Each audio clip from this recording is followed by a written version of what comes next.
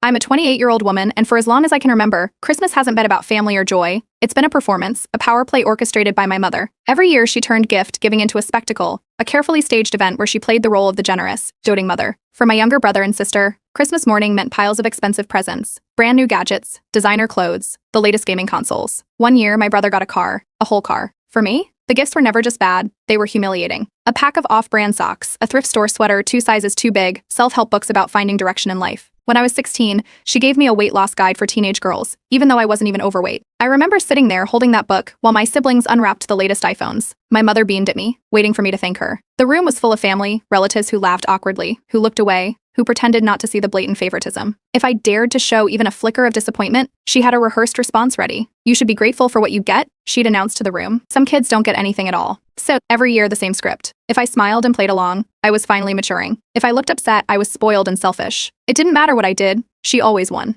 My dad never stepped in. He'd sit there, sipping his coffee, telling me later not to take it personally. The second I turned 18, I started building my escape. I took extra shifts at work, saved every penny, and moved out the moment I had enough to rent a small apartment. I stopped going home for Christmas, citing work or travel plans. It took a few years, but eventually I carved out a life for myself. A career, a place of my own, a sense of peace. Then came the guilt trips. "You're ruining the family," my mother would say over the phone. "Your siblings miss you. Do you really want to break us apart like this?" It took a while, but she wore me down. I convinced myself that maybe, after all these years, things had changed. Maybe she had changed. I agreed to come home for Christmas. That year was a mistake. The decorations were the same as always, twinkling lights, a towering tree, a table stacked with expensive gifts. My mother greeted me with a smile that didn't reach her eyes. The gifts were handed out, one by one. My sister got a designer purse, my brother a top-of-the-line laptop. When it was my turn, my mother handed me a single envelope, a wide grin on her face. I opened it. Inside was a printed-out list, life tips for late bloomers. Certain lines had been highlighted, advice about better money management and taking responsibility for your future. I stared at the paper, then looked up. My mother was watching, waiting. I didn't react. I smiled, tucked the paper back into the envelope, and thanked her. She looked almost disappointed. She wanted me to crack, to lash out, to cause a scene, to play the role of the ungrateful daughter so she could deliver her favorite line. I knew this would happen. But I had already started planning my revenge. Over the years, I had worked my way up the corporate ladder. I made smart investments, stayed out of debt, and built a financial stability my parents had never managed. My mother spent money recklessly, big vacations, designer clothes, expensive furniture, always flaunting wealth she didn't have. She had built an image of success, but I had started noticing cracks in the foundation. Then, a few months ago, I found out the truth. I was catching up with an old family friend who worked in finance when they casually mentioned something about pre-foreclosure notices. My mother's name had come up in a list. I checked for myself, and there it was, her house was about to be taken by the bank. The same house where she had humiliated me every year. The house where she had held her power over me for so long. It didn't take long to confirm everything. My father had always been bad with money, but this time, my mother's reckless spending had caught up with her, and the bank wasn't giving her a way out. The moment I saw that notice, I made a decision. I met with a lawyer, went through the legal channels, and positioned myself perfectly. By the time the foreclosure was official, I was ready. I placed a winning bid at the auction. The house was mine. This year, Christmas would be different. My mother always used gifts as weapons. She made the holidays about control, about making sure I knew my place. But this time I had the ultimate gift for her, a neatly wrapped manila envelope. Inside were the foreclosure papers. Inside was proof that I now owned her house. And this Christmas, in front of everyone, I was going to give her the one thing she had given me my whole life, a lesson in humiliation. Update 1. The Christmas gathering unfolded just like it always did. Lavish decorations, a dining table stacked with food, and my mother in full performance mode, making sure everyone knew she was the perfect hostess. She floated around the room, laughing, fixing plates, ensuring everyone had a drink in their hand, acting like she wasn't drowning in debt. The gift exchange started the way it always did, my mother making a big show of handing out presents, making sure everyone saw just how thoughtful she was. My younger brother unwrapped a sleek new gaming laptop, while my sister gasped over a high-end designer handbag. Even my father got something extravagant, an expensive watch that he turned over in his hands like he wasn't sure how she'd afforded it. Then it was my turn. My mother smiled as she handed me a single wrapped package, the same patronizing grin she always had when she was about to make a point at my expense. I pulled at the cheap wrapping paper and opened the box. Inside was a self-help book about forgiveness and a dollar store planner. A few relatives shifted uncomfortably. My aunt, the only one in the family who never played into my mother's act, raised an eyebrow. I smiled, held up the book, and nodded. Thank you. My mother's grin faltered just for a second, like she had expected me to react differently. Maybe a flash of hurt, maybe an embarrassed outburst. But I had played this game too many times. I tucked the book back into the box and placed it beside me. Then I reached under my chair and pulled out my gift for her. A neatly wrapped box, bigger than the one she had given me, tied with a gold ribbon. The second my mother saw it, her expression changed. She lit up, eyes gleaming as she carefully untied the ribbon and pulled open the box. She probably thought I had finally come to my senses, that I had given in, that maybe I had splurged on something extravagant to make up for all the years of ungratefulness. She reached inside and pulled out the stack of papers. For a moment, she didn't register what she was looking at. Her manicured nails flipped through the pages slowly, her face shifting from pleased to confused. Then she stopped. Her mouth twitched. Her fingers clenched. The color drained from her face. The room, which had been filled with laughter and chatter just moments before, went silent. I leaned back in my chair, speaking clearly so everyone could hear. Since the house was going into foreclosure, I stepped in and bought it before the bank could sell it to a stranger. So now I own it. A sharp intake of breath. My father froze. My brother and sister looked between me and my mother like they had just walked into the middle of a horror movie. My aunt, who had been sipping her wine, actually let out a laugh and quickly covered her mouth. My mother's hand shook as she flipped through the papers again, her eyes darting over the legal documents like she was hoping to find a loophole, a mistake, something that would undo what she was reading. But there was nothing. It was real. Then the screaming started. She shot up from her chair, gripping the papers so tightly that they crumpled in her hands. Words poured out of her. Fast and furious, accusations, insults, outrage. How dare you do this to me? You think you're so smart, don't you? Buying my home? You're trying to humiliate me in front of my family. It wasn't just anger, it was full-blown hysteria. She slammed the papers onto the table, her chest heaving. Some of the younger cousins watching from across the room looked scared. My brother clenched his jaw, but didn't say anything. My sister, still clutching her new designer bag, sat frozen like she was afraid of getting dragged into it. My mother turned, looking for someone to back her up. She locked eyes with my father, waiting for him to step in, to defend her. But for the first time in my life, my father actually spoke up against her. I told you this was going to happen, he muttered. You never listen. The rage on my mother's face flickered for just a second, replaced by something else, something closer to panic. She turned back to me, voice shaking. You can't just do this. You can't just take my home away from me. I didn't react. I reached for my glass of water, took a sip, and set it back down before I spoke. I didn't take it, I said, keeping my voice calm. You lost it. A few people in the room looked away, pretending to check their phones. Others were watching closely, barely blinking. My mother's hands balled into fists. You wanted this, she hissed. You waited for this moment. I didn't argue. The meltdown escalated fast. My mother grabbed the stack of papers and threw them across the room. The pages scattered over the floor, sliding under chairs and across the carpet. She was shaking, her entire body vibrating with rage. What do you expect me to do? I didn't flinch. I expect you to either start paying rent or find another place to live. Silence. For the first time, my brother spoke. His voice was tight. So what happens now? I leaned back, unfazed. That's up to her. My mother's breathing was ragged. Then, as if she was trying to regain control, she straightened up and smoothed out her dress. She looked at me, eyes burning. I will never pay rent to you. She said it like it was a declaration, like she thought saying it out loud made it true. But it didn't. Because in my hands, I held all the power now. And whether she liked it or not, things were about to change. Update 2. The moment my mother threw the foreclosure papers across the room, Christmas was officially over. The stunned silence that followed was thick enough to choke on. A few relatives tried to salvage the evening, awkwardly refilling their drinks or forcing conversations, but it was useless. The energy had shifted. My mother stormed upstairs, slamming the bedroom door behind her so hard that one of the ornaments on the Christmas tree rattled off and hit the floor. My brother shot me a murderous look, his hands clenched into fists at his sides, while my sister sat frozen, gripping the handles of her new designer bag like it was a life preserver. My father just sighed and rubbed his temples. The room cleared out fast after that. Some relatives exchanged quick goodbyes, clearly not wanting to get involved. A few looked at me with something close to respect, like they had just watched a long overdue reckoning unfold. My aunt gave me a small nod before slipping out the door, her smirk barely concealed. As I gathered my things to leave, my brother followed me into the hallway, cutting me off before I could make it to the front door. His face was red, his voice low and angry. He demanded to know why I had done this, why I had humiliated our mother in front of everyone. He wasn't asking because he didn't understand. He was asking because he didn't want to admit that he had benefited from her favoritism his whole life. I didn't argue. I didn't defend myself. I let him rant, let him spit out accusations, let him call me heartless. Then I walked around him and left. Later that night, when the house was quiet, my father found me outside by my car. The cold air bit at my skin as he stood there, hands shoved deep into his pockets. He wasn't angry, just tired. He admitted that he had known this was coming, that he had tried to warn my mother, tried to tell her that she couldn't keep pretending their finances weren't a disaster. But she never listened. She never wanted to listen. I waited for him to ask me to back down, to reconsider. But he didn't. He just shook his head and told me, I wish things had gone differently. Then he turned and walked back inside. The fallout didn't stop there. Over the next few days, the calls started. First, from relatives. Some were cautious, feeling out where they stood in the family divide. Others came right out and admitted that they had always seen how my mother treated me and that, while they wouldn't say it out loud, they thought she deserved it. Then came the calls from my mother. Except she didn't call me directly. She called my workplace. One morning, my boss pulled me aside, barely able to keep a straight face as he told me about the voicemail she had left. She had ranted about my unstable behavior, warned them that I was manipulative and dangerous, and tried to convince them to reconsider my employment. My boss deleted the message before even finishing it. He told me it sounded like a bitter, desperate attempt at revenge. It didn't stop there. My mother tried to act like nothing had happened. She stayed in the house, going about her life as if it wasn't legally mine. She didn't acknowledge the foreclosure, didn't acknowledge the Christmas disaster. She carried on like I had simply made up the entire thing. My sister started distancing herself, torn between the mess unfolding in front of her and the reality she had been trying to ignore. My brother, he went the opposite route.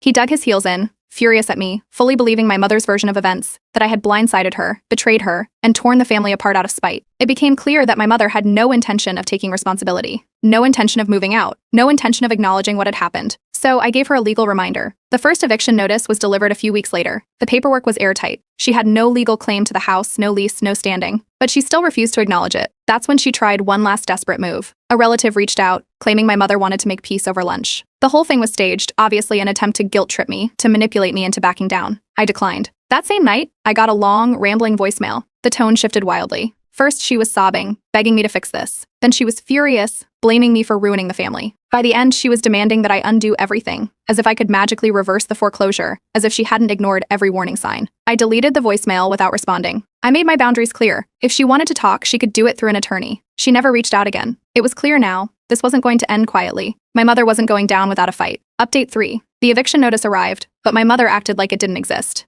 She went into full-blown denial mode, telling anyone who would listen that it was all a misunderstanding. She spun the story her way, claiming I was confused and bluffing to make a point. According to her, there was no way I'd actually follow through. She told my siblings that I had some kind of vendetta, that I was trying to punish her for being a strict mother. My brother ate up every word. The calls started first, then the texts. At first, they were disguised as concern, asking if I had really thought this through. That didn't last long. The messages quickly turned into full-blown rants about how I was destroying the family and making mom homeless over a stupid grudge. I ignored them. Then the messages got nastier. He called me selfish, cruel, a heartless traitor who was ruining Christmas for everyone. He sent long, angry paragraphs, one after another, sometimes in the middle of the night. I blocked him. My sister, on the other hand, took a different approach. She wasn't angry, just hesitant. She admitted that our mother had been unfair for years, but pleaded with me to find another way. She wanted me to be the bigger person, to stop things before they got worse. I didn't argue with her. I just reminded her that our mother had already ignored every warning and that this was the result. My sister went quiet after that, not picking a side but slowly pulling away from the situation. My mother didn't stop there. When she realized she wasn't getting through to me, she turned to my father. She demanded that he fix this, but for once, he didn't take her side. He refused to get involved, told her she had brought this on herself. That threw her off completely. She had always expected him to back her up, to play peacemaker. So, she tried something else. A few days later, I got a letter from a lawyer. Except calling them a lawyer was generous. It was a family friend of hers who probably Googled eviction laws 10 minutes before drafting the letter. The wording was weak, full of vague threats and dramatic language about a daughter's duty and emotional distress. I sent it straight to my lawyer. He laughed. Then he reassured me that she had no case. No lease, no legal claim, nothing. If she wanted to fight this, she'd be wasting money she didn't have. That must have been the moment reality finally set in, because that night, she left me a voicemail. Her voice shook. She was sobbing, begging me to fix this, to undo it somehow. It was the same cycle she always followed: rage, denial, then desperation. She tried everything: pleading, blaming, guilt-tripping.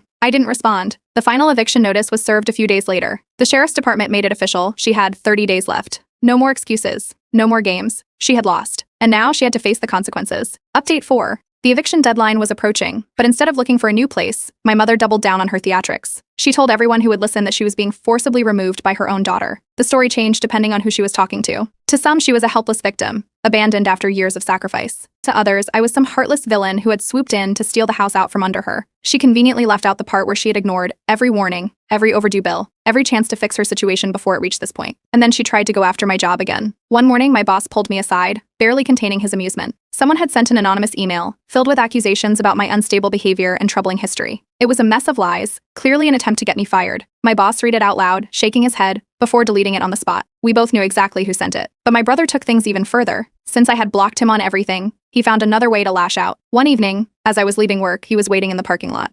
He stood near my car, arms crossed, jaw clenched. I didn't stop. I walked past him like he wasn't even there. That's when he exploded. He started shouting, demanding that I fix this.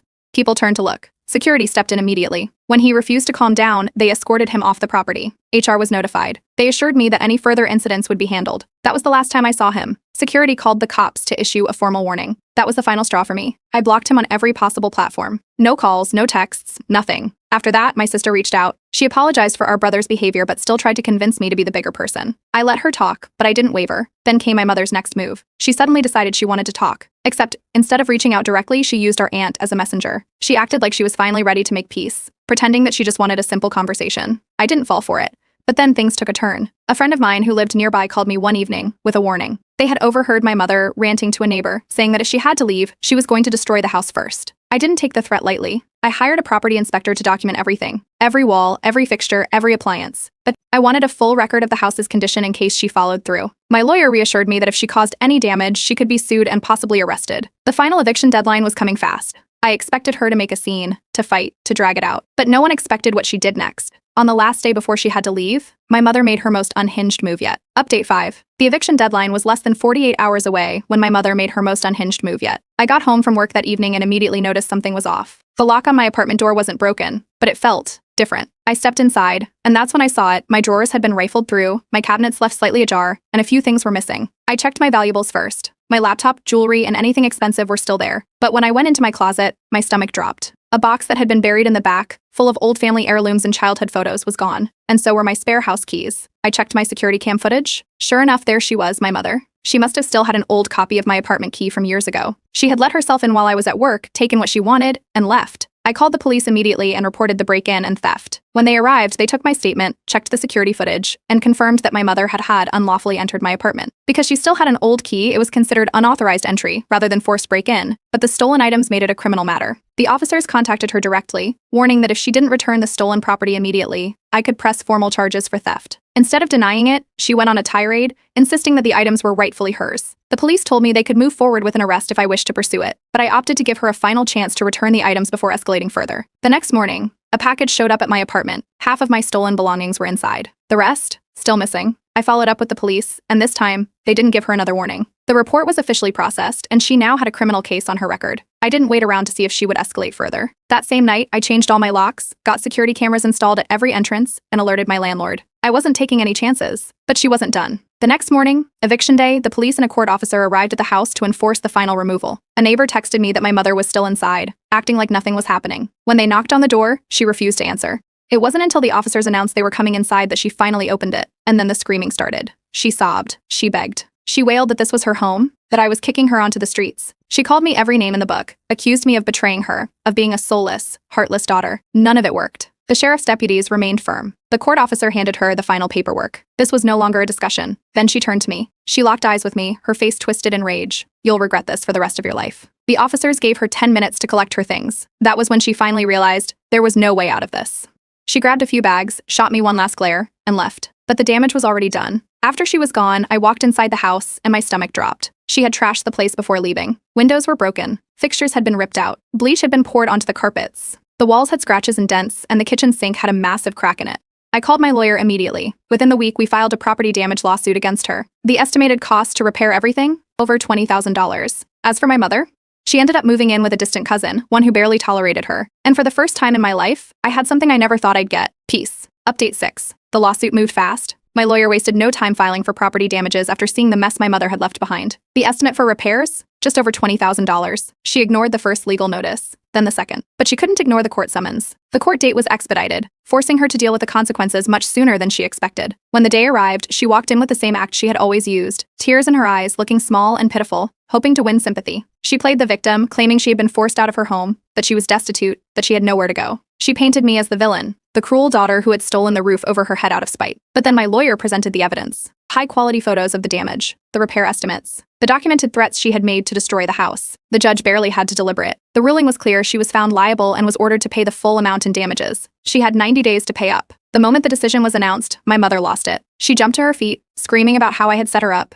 how the entire system was against her. She called me a soulless monster before storming out of the courtroom, slamming the door so hard the judge had to pause before moving on to the next case. But it didn't end there. She refused to pay. No surprise there. My lawyer immediately filed for wage garnishment, but since she had no steady job, that wasn't an option. Instead, we secured a judgment lien against any future assets she might obtain. Translation: if she ever came into money, whether from an inheritance, a settlement, or even her own tax returns, I would get my cut first. After that, I cut all contact. I blocked her. I blocked my brother. I blocked every enabler who tried to guilt-trip me into forgiving her. For the first time in my life, I was free. The repairs took time, but eventually the house was restored. My finances remained intact. And my mother? She burned every bridge she had left. She ended up crashing with a distant cousin who barely tolerated her. No one else wanted to take her in. And me? I moved on. Completely.